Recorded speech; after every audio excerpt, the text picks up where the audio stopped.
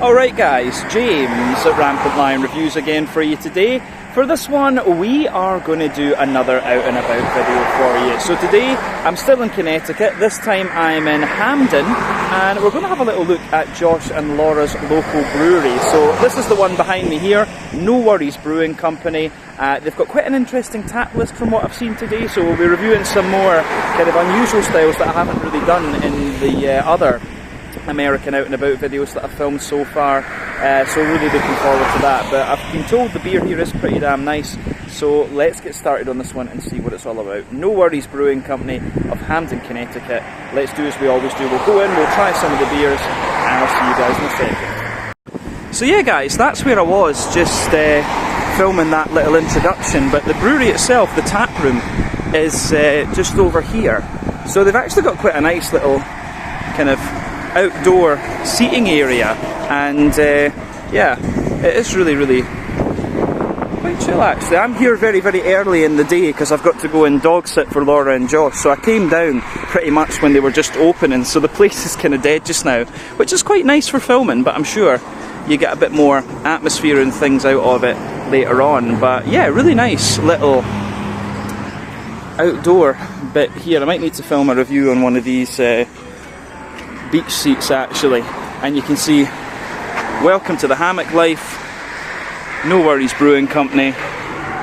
There's your opening hours there, so this is a Wednesday to Sunday operation, and when you come in, I have to say it is really quite nice. You're greeted by this Japanese artwork, yeah, kind of graffiti style stuff there as well, which is great, but really nice kind of what would this be, like a cotton, I forget the word for that now, the sort of the rope spur things, but yeah, really nice tap room. I do like the artwork in this one, so yeah, really nice.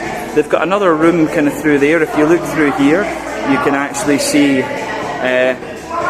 the brewery and things, which is kind of cool.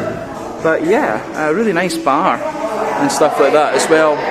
Live the hammock life, and yeah, that's a little walk around for you here at No Worries Brewing. You can play darts as well if you really want to. So yeah, I think it's time to order something else, so let's do this.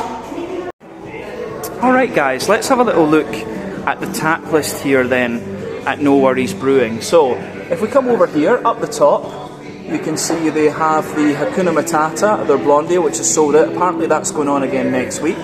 They've got the Say It Loud brown ale, and then they've got the La Di Da dragon fruit hard seltzer. I've still not really tried dragon fruit, or a seltzer of any description I should say. Not had too many beers with dragon fruit in it right enough. They've got the Whenever Wherever, which is a blackberry raspberry stout. The No Time to Play, which is a lemon cherry sour. And then, yeah, down here, the RSVP 5% hard tea, the La Di Da peach mango hard seltzer, sparkle hop water, no alcohol.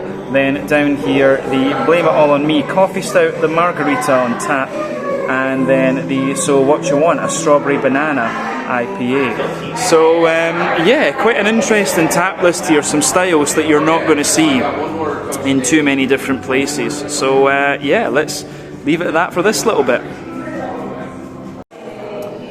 Alright guys, well, time for our first tasting then here at No Worries Brewing Company in Hamden.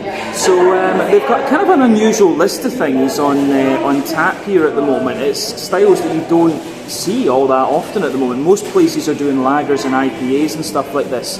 But the first beer that we were going to have a little look at just kind of caught my eye. I thought it sounded really interesting. So this one is called No Time to Play. It comes in at 6.2% ABV, and this one is a lemon strawberry sour. So yeah, it comes in looking like this. It's got a lovely sort of mixed fruit juice, peach juice type colour to it, this one. Kind of hazy as well, which made me wonder if it is a smoothie sour, but I was told it wasn't. But yeah, remember the colour of your beer depends on a few things.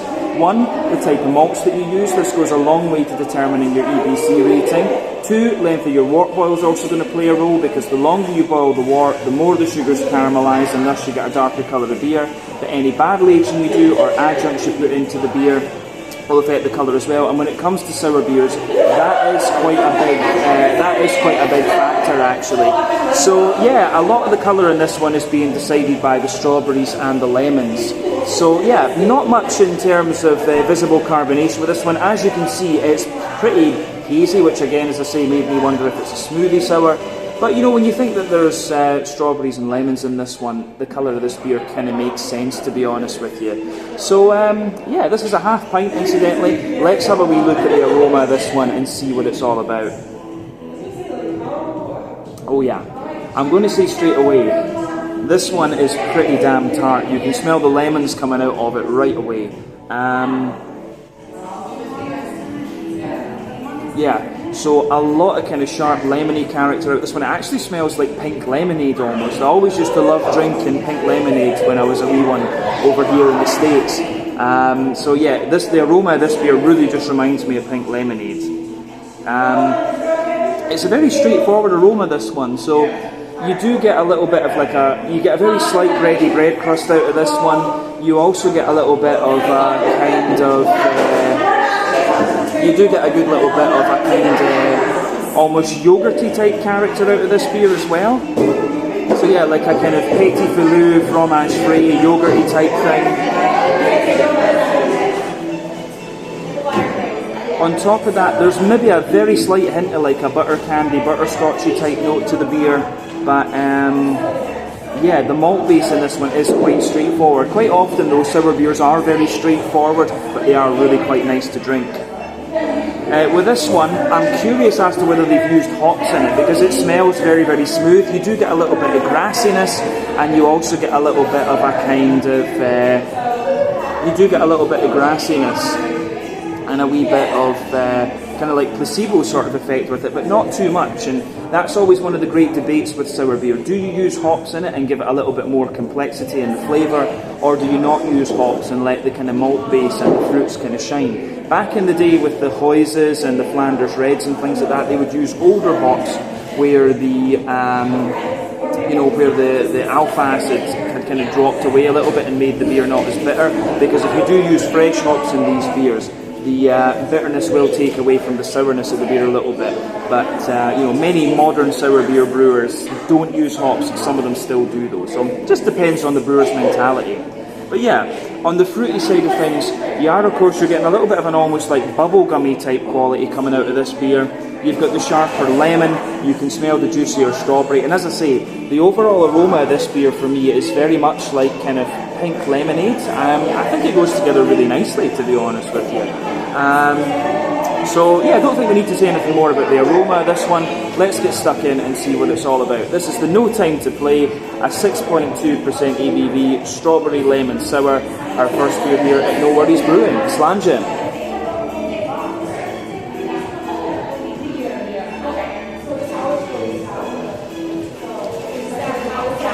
Oh yeah, I'm going to say straight away, it's nice. It's tart as fuck.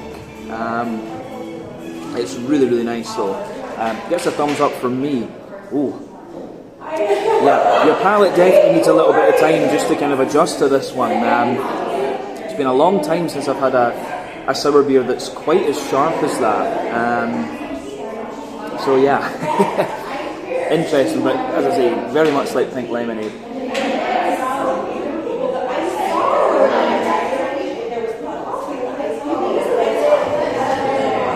So yeah, this beer, to be honest with you, it's really nice, but as I was kind of saying, it's really very straightforward in terms of its flavour profile. I like this. So if you go to the middle third of your palate, the backbone of the beer is a lovely sort of fresh white bready bread crust. As you move further forward on that middle third of your palate, there's maybe a tiny little hint of like woodiness or something. You do get a little layer of breadiness, but then above that you've got this layer of almost like yogurty type stuff, like, as I say, petit filou, fromage frais, Mueller yogurt. I don't know what a good reference for Americans would be with this one, but it has this sort of yogurty flavour to it, and that kind of contributes a little bit to the sort of tartness and sourness of the beer. But above that, you do start to get this really nice kind of. Above that, you really do start to get this very nice kind of. You get a little circle in the middle of your palate, which has a little bit of a kind of Werther's Original butter candy, butterscotchy sort of thing, and that's the alcohol coming out of the beer. Your alcohol is, of course, a big component of the flavour of your beer.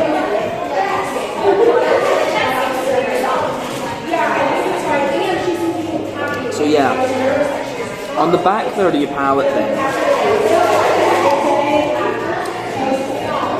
it's kind of similar, to be honest with you. You do get a little bit of bread crust, a kind of fluffier, more airy bit of white bread there. Then you can feel the kind of yogurty character just coming over the top of it. But yeah, the way that goes together, it's really quite interesting. So yeah, I do like how that all kind of pieces together in this one. Not too much of a yeasty character to this beer, but yeah, on the kind of hoppy side of things then, on the corners, the sides of your palate, for me, this beer is, again, really quite nice in a sense. In the back corners of your palate, you've got a lovely little bit of, there's not too much in the way of hoppy character this one. You've got a lovely little bit of earthiness in there. As you move further forward, it's a little bit herbal, and as you reach the front of your palate, it's a little bit more like almost kind of woody and a bit grassy around the front curve of your tongue. So yeah, I think there might be a hop in here, but I'm not 100% sure. It feels very, very smooth on the side of your palate, which is usually an indicator that there's not hops in there.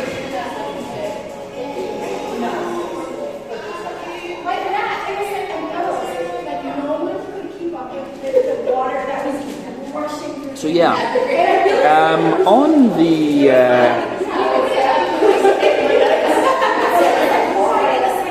on the front third of your palate then, and the fruity side of things, this is where it gets quite interesting. The base of that front third of your palate is really like it's got a bit of bread crust, a bit of smooth white bread, and a bit of yogurt. Then you've also got that sharp.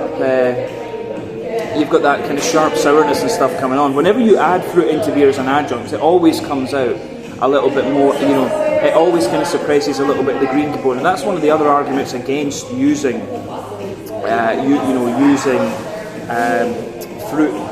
using hops in your sour beers and your fruited sours. So yeah, but yeah, the front third of your palate, you get this, when you first take it in, you get this big, sharp, really punchy, lemony character coming out of the beer.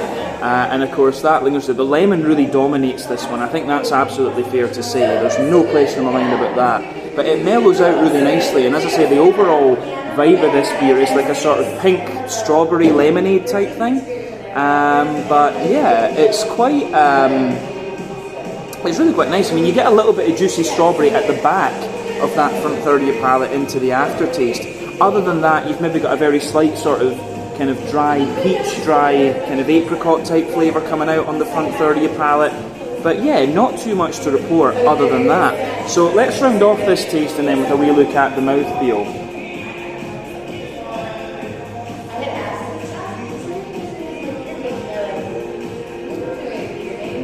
So yeah, for me, mouthfeel wise, this one's kind of pushing toward the kind of top end of it's pushing toward the top end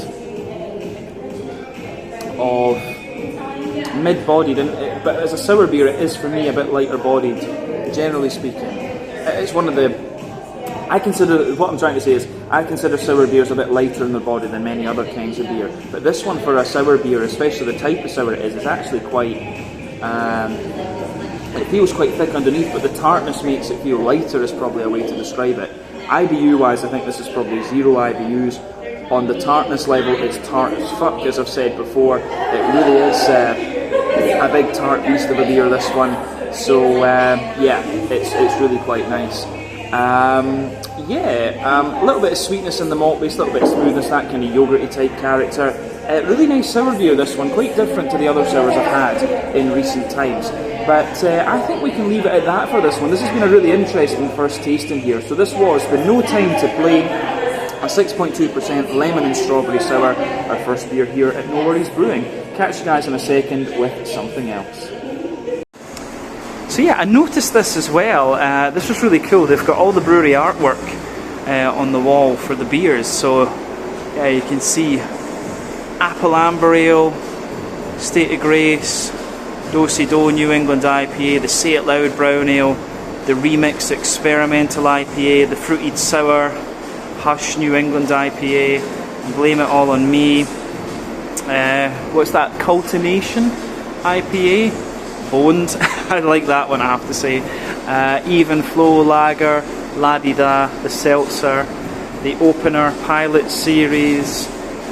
What's that? Respect New England IPA, like Woe Imperial Stout, Bourbon Barrel Aged, Satisfaction Double IPA, Still of the Night Oatmeal Stout, Monthly Concert Series, Baby Come Back, the Hakuna Matata, and yeah, a few more of the labels over here on this fridge, which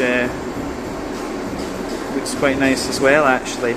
So yeah, that's a little look at some of the No Worries Brewing artwork. Oh, there's a few more kind of around here as well, actually. This seems like it's some brewery, some other beer labels and stuff like that as well. There's some Evil Twin and things like that there, and they brew just up the road actually at 12% brewing. So yeah, little cool find here. Alright guys, well, time for tasting number 2 then here at No Worries Brewing. So the beer that we're going to have a look at today is actually one of my favourite styles, but I very, very seldom get to review these because you just don't find them in Europe all that much. So when I saw this one on the tap list, I thought, yeah, we need to have a look at this. So yeah, this one is called Say It Loud.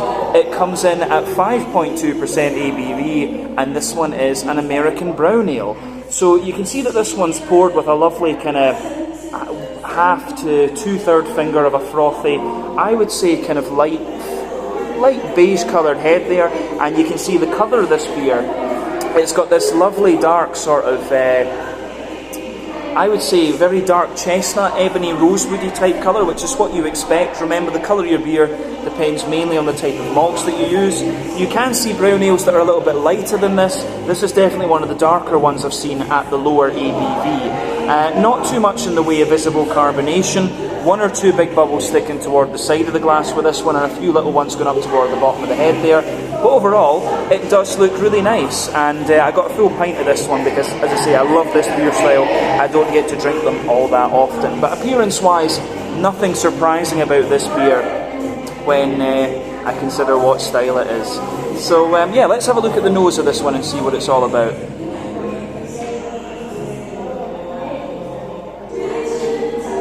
I have to say, it's actually very mild on its nose, but it's really nice. It's very mild with the aroma, but a lovely smelling beer, as I say. So for me,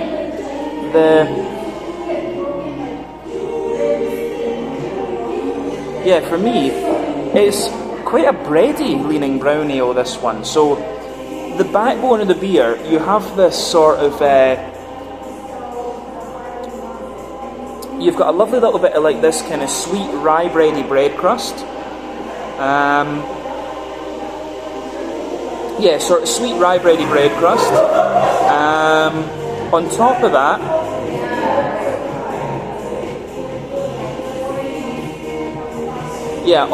that, you start to get like a sweeter rye bread. Then you get a little bit more of a kind of wholemeal brown bread. But I will say that the more you smell of this beer, the sweeter it becomes. It really gets sweeter and sweeter the further into the kind of aftertaste that you go, or the further into the aroma that you go. But yeah, there's a lovely little bit of like group of teachers behind me making a lot of noise. That's what I do. Yeah, but on top of the bread, you've got this lovely bit of brown sugar, and the brown sugar is really interesting for me. There's a little bit of toasty brown sugar in there. There's a lovely little bit of a more oily brown sugar as well. And you've got little hints of like woodiness and nuttiness coming out of the aroma of this beer too, which I think is great. So yeah,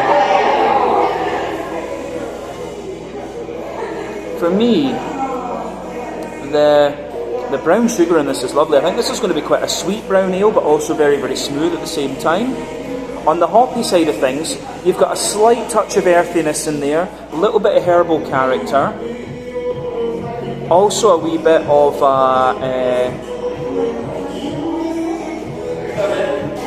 also a little bit of a kind of floral character, a little bit of grassiness.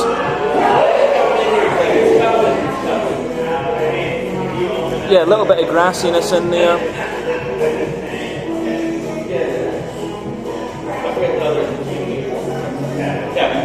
But otherwise, not too much to report on the hoppy side of things. The green component's actually quite mild in this one. On the fruity side of things, there's a little bit of like a black currant. I do get a little bit of black currant. A kind of sultana note as well. Like, you know, green, white raisins. Yeah, a little bit of oily pear, little touch of fig, little bit of black currant.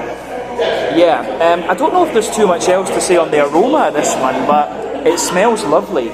So yeah, let's have a little look at this one then and see what it's all about. So this is the Say It Loud 5.2% American Brown Ale, our second beer here at No Worries Brewing. Slàinte, skål, cheers.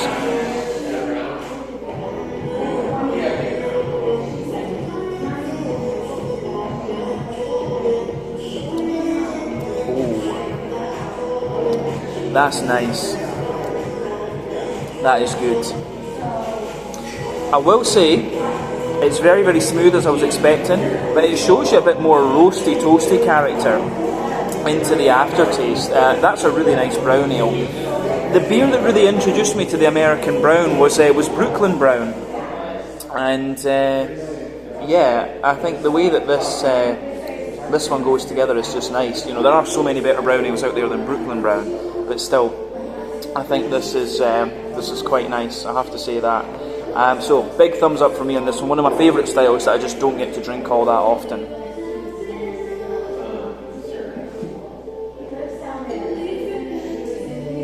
So yeah, let's break this one down then. Backbone of the beer, you've got this lovely, very smooth, like rye bready bread crust. It's got a little bit of sweetness to it.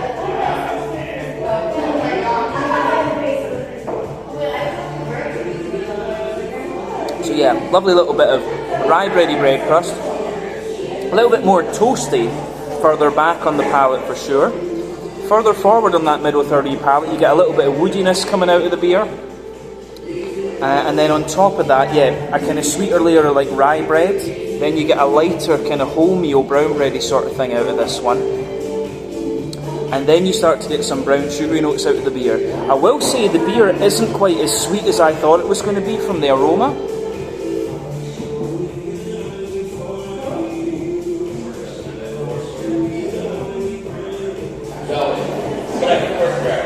But you still do get a little bit of sweetness out of it into the aftertaste. So yeah, above the brown bread, there's a sort of toasty, brown sugary layer to this one. And then in the dead centre of your palate, you get this more oily, like sweet caramel, but it does give you, there is a bit of an almost leathery brown sugar to this one, which usually indicates a slightly longer wort boil. But other than that, I'm not quite, I'm really not convinced that this one's overly sweet. This is actually a more kind of toasty and kind of bread crusty brown ale, to be honest with you. That's nice.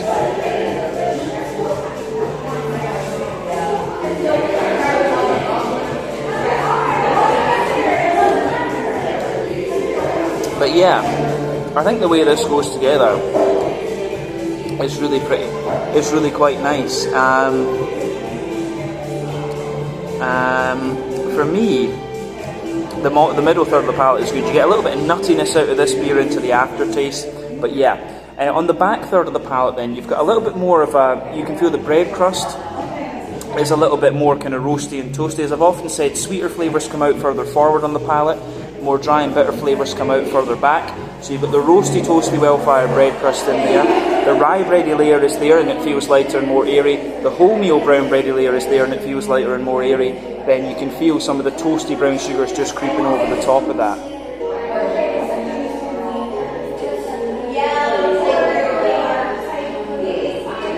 So yeah, the the way that that goes together, I think, is really nice. Above all of that, you start to get some of the yeasty character out of this beer, and it's like a very dense, kind of very sweet rye bread, and it's got a little bit of an almost like peppery kind of spice to it, and it's just, it just kind of feels as if it's,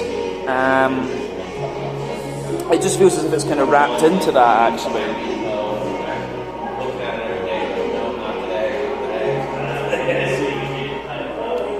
So yeah, you get this, as I say, the yeasty character, this dense, sweet rye bready character, bit of black pepper around it, and a wee bit of honeycomb, and definitely the back third of your palate you can feel is taller. Then as you come further forward into the middle third of your palate, it condenses down and just squashes together that little bit more. But as I say, really, really nice mix of yeasty and bready characters from the malt base in this one. So on the hoppy side of things then, back corners of the palate, you've got a nice little bit of earthiness in there. As you move further forward, it's a little bit more herbal, and as you push toward the kind of front corners of the palate, it's a little bit lighter and more sort of grassy, I would say.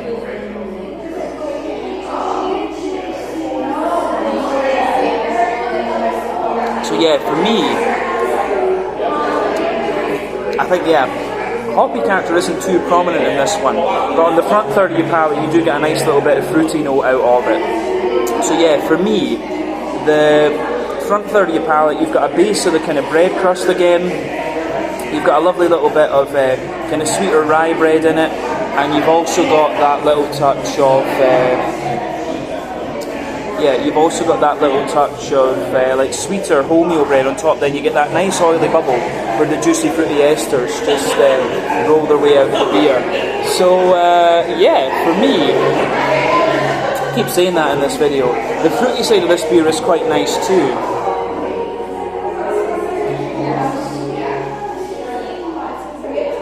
At the back of that front third of your palate, you do get a little bit more. You get a little bit of a more kind of like very slightly like plummy note out of it. Then as you move further forward, it's more like blackcurrant, and then it's a bit of blackberry on the front tip of your tongue. But then you get more and more of the roasty, malty character pushing its way out of this beer into the aftertaste. Really nice brown ale though, I like that. But certainly on the roasty toasty side of things, these beers can be a bit more roasty or toasty, and they can also be a little bit sweeter as well. So to round off then, mouthfeel wise,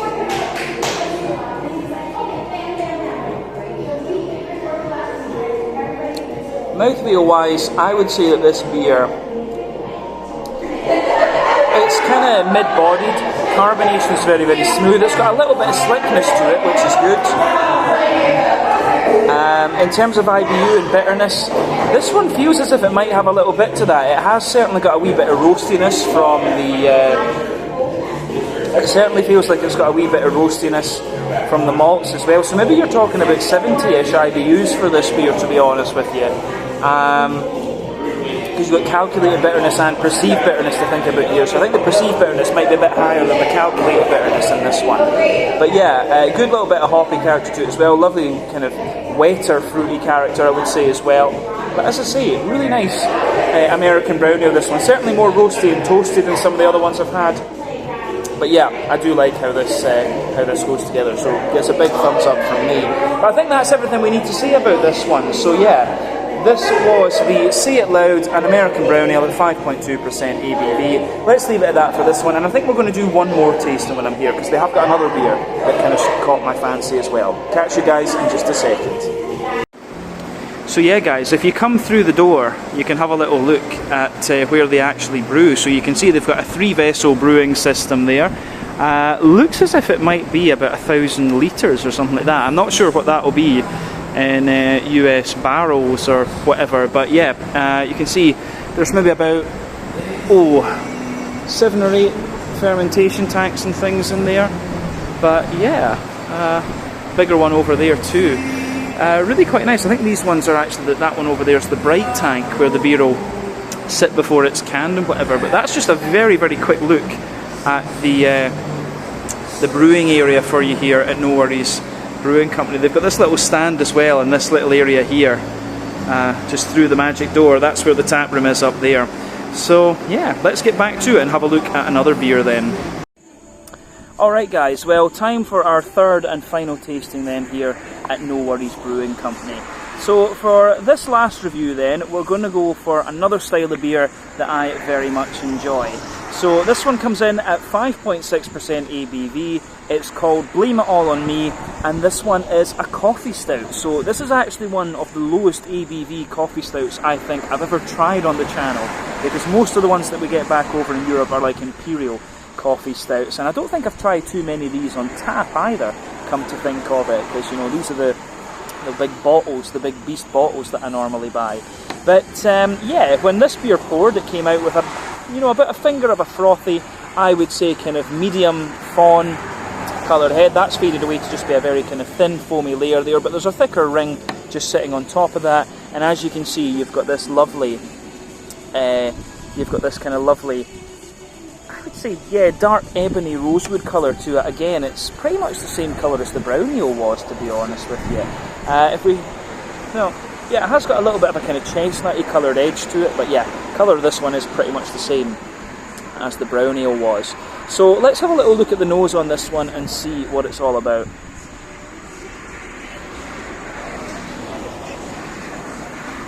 So yeah, aroma-wise, I would say that this beer is pretty damn nice. It's quite heavy on the coffee, which is great, but it's also very, very smooth as well, actually.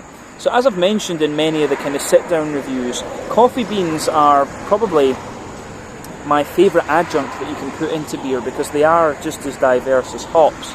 You know, with coffee, it's all about the massal, the metres above sea level at which the coffee is grown, because the higher the altitude, the more likely you are to get these big sort of citrusy and kind of fruity flavours and things like this. So yeah, for me, this one is a really, the coffee itself that comes out of this, it's a really smooth roast. There's quite a bit of earthiness to it. It's got a bit of like a floral note to it, but that was very minimal as well. And then you've got a good wee touch of red fruity character, like a kind of plummy, raisiny sort of note, and that's just the coffee bean. We're not even talking about the actual beer itself. So yeah, aroma wise, this is lovely though. I love this. So the backbone of the actual beer is this like toasty, well-fired bread crust. On top of that, again, you're getting this kind of sweeter, rye bready sort of note coming out of the beer.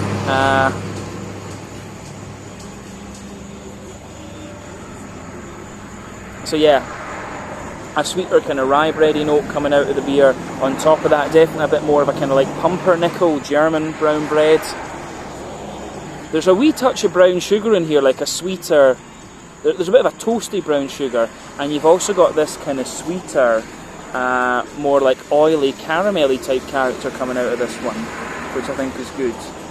That's really nice how that pieces together. There's also a wee tiny touch, I do get a little tiny touch of like a cocoa nibby note out of this, but mainly it's a dry, kind of roasty coffee bean that's coming out of this beer, and I really do like how that pieces together. Yeah, aroma wise, this is lovely. I really do like how this one pieces together. Yeah, I don't know if there's anything more we can say about the malty or adjuncty side of the beer. Let's have a wee look at the let's have a little look at the hoppy side of things then. So on the hoppy side of the beer, there's a good little bit of earthy character coming out of the hops. Not too much though. Nice little bit of floral aromaticity as well, quite an oily floral aromaticity.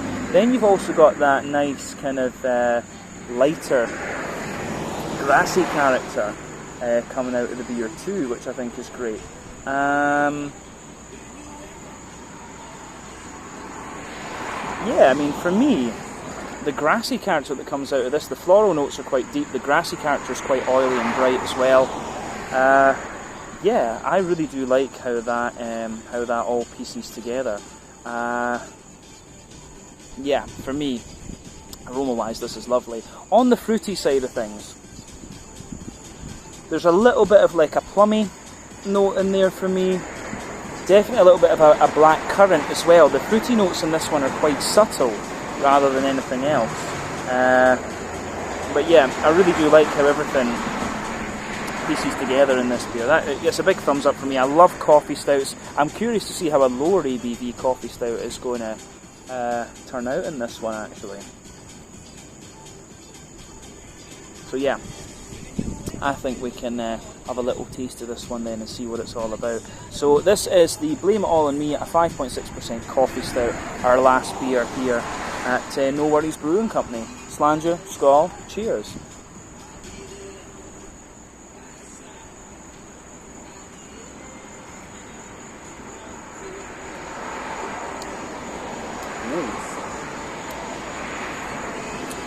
That's a lot drier and a lot more kind of roasty and toasty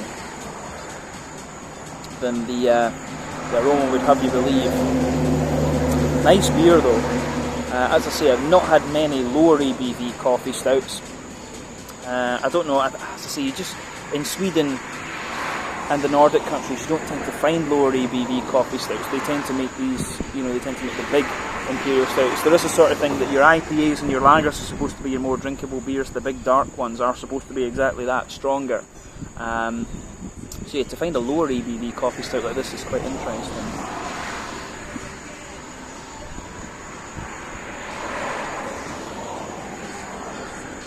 Yeah, I do like that. It's kind of everything you'd expect, but as I say, just a little bit more kind of roasty and toasty. So, let's break this one down then. The backbone of the beer, roasty, toasty, well-fired bread crust.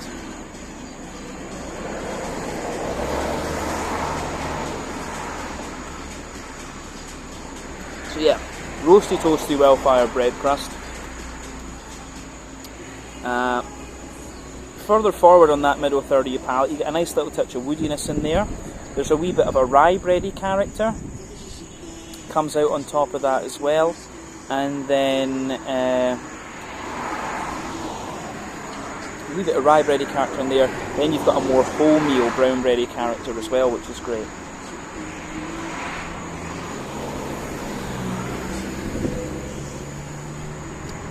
And yeah, on top of that, this beer as well, I wouldn't say that there's not a lot of brown sugar in this one. Kind of above the bread, you get the kind of coffee bean linger in there. So you've got this really roasty, toasty coffee bean character coming out of this one.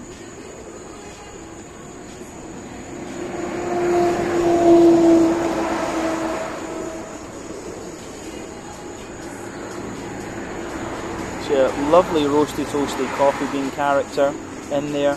And as I say, the coffee bean for me, it has got a lot of earthy character to it. It seems that it's quite a long roast coffee by the looks of it as well, so that's really interesting. And then, yeah, you've also got the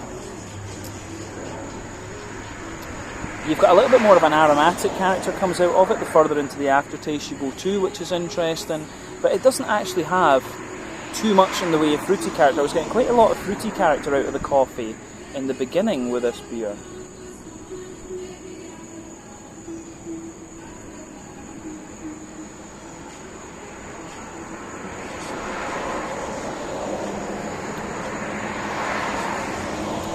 So yeah, the way that this beer, the way that the beer goes together in that regard, I think is really quite nice.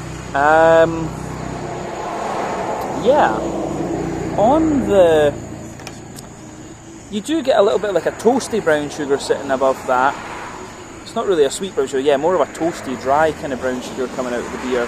But other than that, yeah, I don't think there's too much to report on that middle third of the palate. You do get a little bit of nuttiness into the aftertaste, and a bit more woodiness, but yeah, I think that covers the middle third of the palate. The back third of the palate is quite similar, except some of the flavours are a bit more bitter. So yeah, you've got that roasty, toasty, well-fired bread crust. You've got the rye bready character above that, which is a bit lighter and more sort of airy.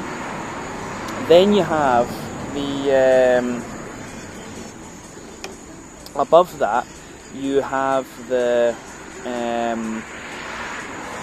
how would you say, you get a little bit of the more kind of pumpernickel-y German brown bready type character. Then you can feel the dryness of the coffee bean just creeping over the top of that. Then you get the yeasty notes out of the beer.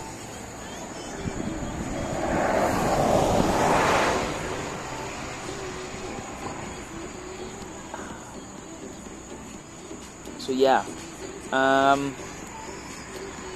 the yeasty side of this beer for me, it's quite like a dense, sweet rye bready character once again. So yeah, dense, sweet rye bready character, kind of really roasty, toasty bread crust around it. But then yeah, definitely the back third of your palate, the flavour is taller. Then as you come further forward into the middle third of your palate, it just kind of condenses down and goes together that little bit more. Yeah, so on the hoppy side of things then, the back corners of the palate, you've got that lovely little bit of earthy character in there, quite a strong earthy note as well. As you move further forward, the earthiness mellows out a little bit, and as you push toward the kind of front corners of the palate, the beer just gets that little bit, it just gets that little bit more floral. There's a bit of an oily floral character there. Then round the front curve of the tongue, it's a bit lighter and more grassy as well, but it's quite an oily green component overall. Let's look at the front third of your palate then, just to round off.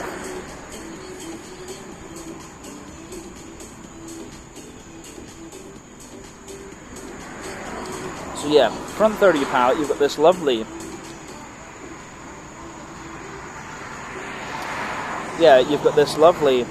roasty, toasty, bread crusty backbone, the smooth rye bready sort of character in there as well. Then above that, you do get a little bit of that oily bubble where the fruity esters roll the way up there, but you get quite a bit of coffee bean in that border region between front and middle third of your palate again.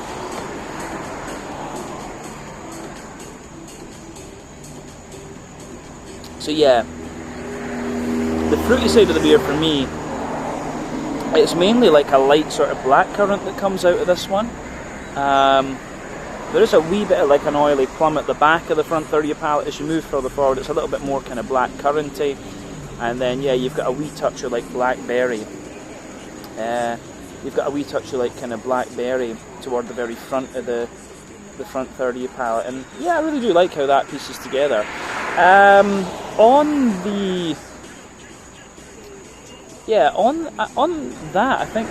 that note, I think that's everything we really need to say about the flavour of the beer, to be honest with you. So mouthfeel wise,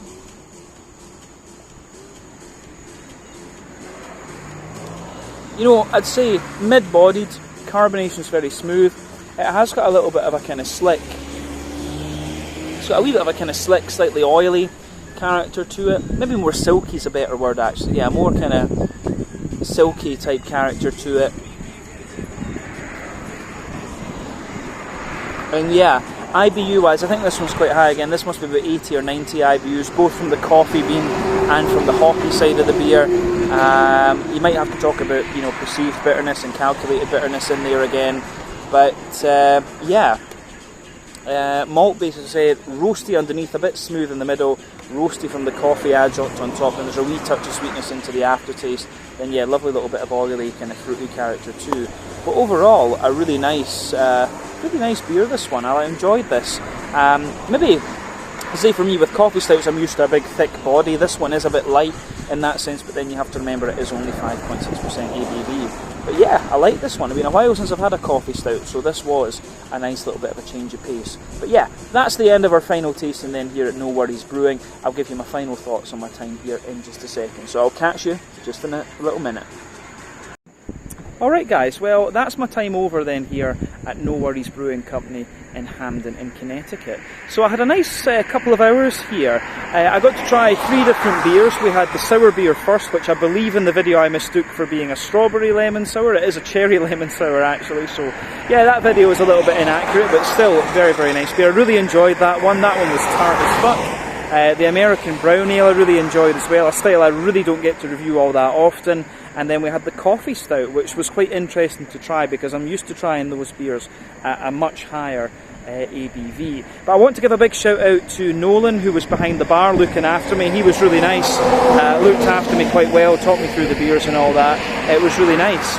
In total, I paid $14 for the beers. Of course, you leave a little bit of a tip in America because that's just what you do. So yeah, the $14 for the 3 beers that I had, that translates to about 140, 150 Swedish kroner, somewhere in the region of like 14 euros. I guess maybe in the region of like £12 sterling, something like that. So for what I had, I thought that was really decent value for money. But yeah, unfortunately when I was here they didn't have so much in the way of their staple beers. They didn't have their I think it was La Di Da, which was their New England IPA. That apparently is a really good one. The Mexican Lager is also supposed to be really nice. So here we mainly had a sour and a couple of dark beers. But maybe I'll be back here again at some point in the future. But I did get a can to take away, which was great. And we can do a proper sit-down review and talk about the brewery history and things like that.